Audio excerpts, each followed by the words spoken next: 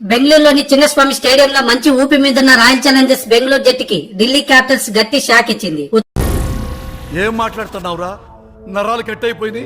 176 పరుగుల లక్ష్య ఛేదంలో ఢిల్లీ బ్యాటర్లు క్లాస్ మాస్ ఇన్నింగ్స్ తో చెలరేగిపోయారు. లక్ష్య ఛేదంలో ఢిల్లీకి ఆరంభంలోనే చుక్కలు కనిపించాయి. అసహ్యం వేస్తుందిరా. ఒక పరుగుకే పెవిలియన్ చేర్చగా ఆ తర్వాత వచ్చిన సమీర్ రిజ్వీ 2 పరుగులకే పెవిలియన్ పంపాడు. ఇక కరుణ్ నాయర్ కష్టాల్లో ఉన్న జట్టును బర్త్డే బాయ్ కేఎల్ రాహుల్ తన క్లాసీ బ్యాటింగ్ తో ఆదుకున్నాడు. మరోవైపు ట్రిస్టన్ స్టబ్స్ దాటిగా ఆడుతూ ఆర్సీబీ బౌలర్లపై దండయాత్ర చేశాడు.